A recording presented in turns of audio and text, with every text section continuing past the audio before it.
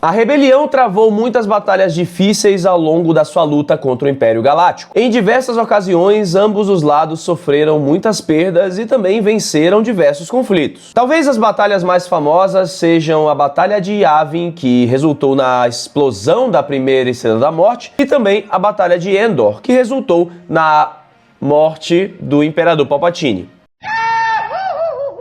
Mas você sabia que talvez essas duas aí não tenham sido as batalhas mais difíceis e tensas da história da Aliança Rebelde? Talvez, se você não saiba, a batalha mais dura dos nossos rebeldes aconteceu lá em Star Wars Rebels. E a sua dificuldade não foi por conta de poder de fogo, quantidade de frota, etc. Mas foi por pura incompetência e falta de planejamento. Hoje eu vou contar mais pra você sobre provavelmente a batalha mais tensa da história da rebelião em Star Wars.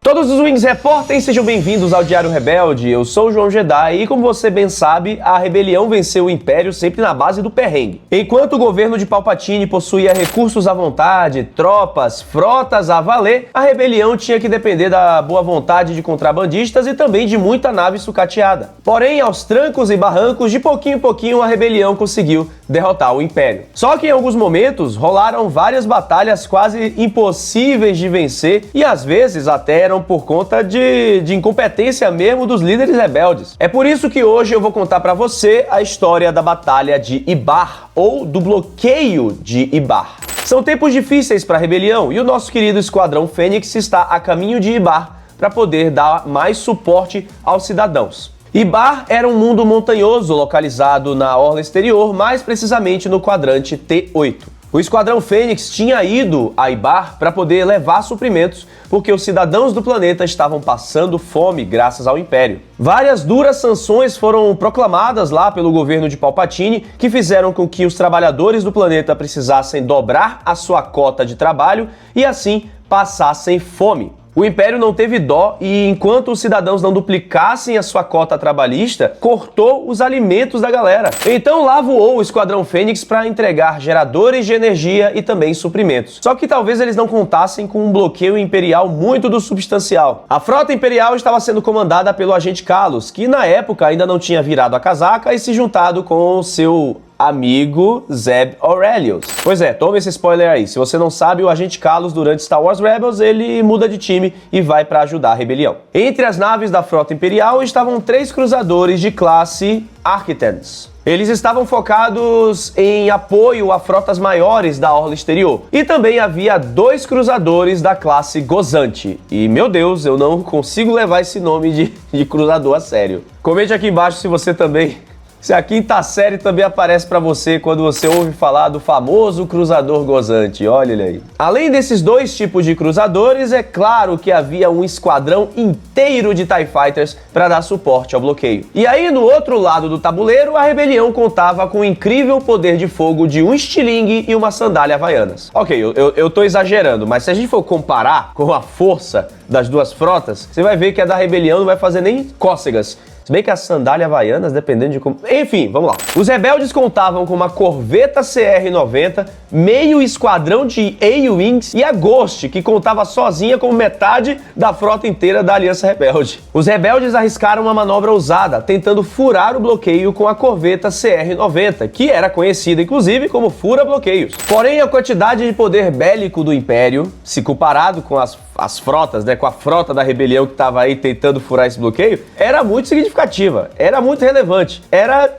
de doer, na verdade. A rebelião não ia fazer nem cócegas nesse bloqueio imperial aí. Os cruzadores Arquitans poderiam parecer modestos, mas eles contavam com 2 torres de turbo lasers cada um, o que fazia um grande estrago numa frota tão pequena e tão insignificante como a da Aliança Rebelde. Nem mesmo a famosa furadora de bloqueios corveta CR-90 conseguiria bater de frente com tamanho poder de fogo. Mas o que ela consegue bater de frente é com pedido de like. É isso aí, deixa o seu like aqui embaixo e continue comentando aqui no vídeo para eu saber se vocês estão gostando do conteúdo e o que vocês mais querem ver aqui no Diário Rebelde. Então, quando a rebelião tenta furar o bloqueio, a corveta CR-90 vai de Kanan Jarrus e é destruída. Assim que o agente Kalos, inclusive, percebe que era essa corveta que estava levando os alimentos para a população. Os suprimentos transportados clandestinamente pela rebelião foram então obliterados. Agente Kalos não era nem um pouco gente boa nessa época. Pô, Kalos, tem gente passando fome.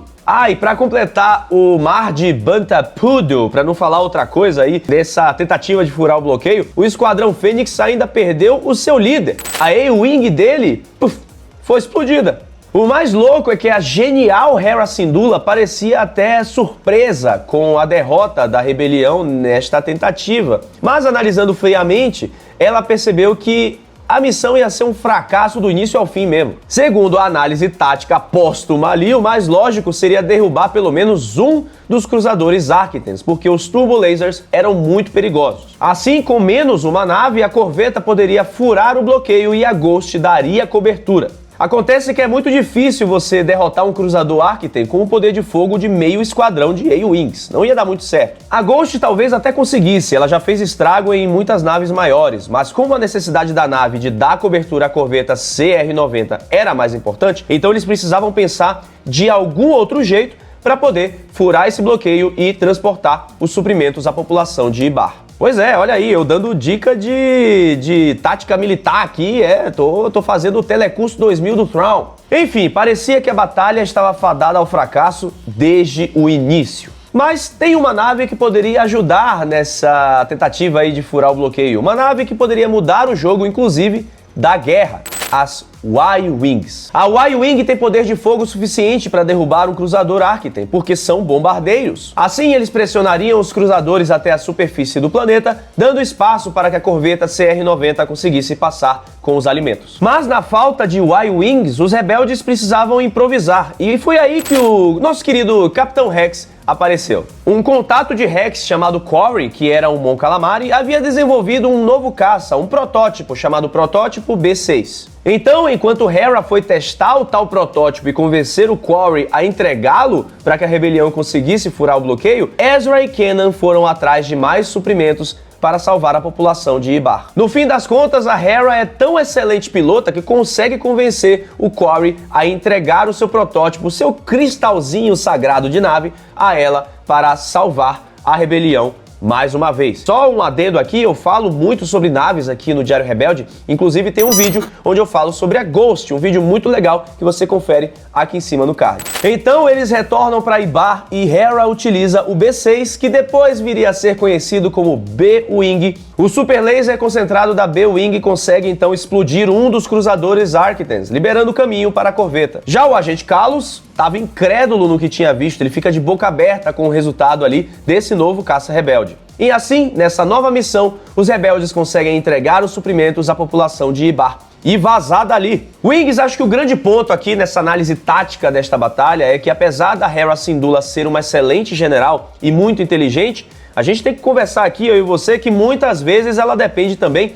da sorte. A Hera é rainha do improviso, então, por ser uma boa pilota, ela consegue ter pensamento rápido para poder improvisar e assim melhorar suas táticas durante o combate. Aí vocês podem dizer que é a sorte, vocês podem dizer que é a força, comente aqui embaixo o que é que você acha. Isso é muito legal porque mesmo numa série animada como Star Wars Rebels, a gente vê que os personagens cometem erros. Não são personagens perfeitos e ainda assim é muito legal da gente analisar ponto a ponto esses quesitos, né não? Hera tinha percebido que o bloqueio em Ibar estava muito poderoso e eles não tinham poder de fogo para poder passar. Só que mesmo assim ela não inventou, ela não pensou numa nova tática, ela só foi para cima com o que ela tinha e aí resultou quase na morte da equipe da Ghost. Teve também um outro bloqueio em que isso aconteceu. Estamos falando da Batalha de Lothal, mas eu acho que essa aqui merece outro vídeo de análise pra gente conversar aqui no canal. E aí, gostou dessa análise de batalha? O Eckhart Slater faz algumas análises nesse sentido e foi onde eu me inspirei para fazer esse vídeo. E se você quiser, eu posso também trazer mais análises de combates e batalhas de Star Wars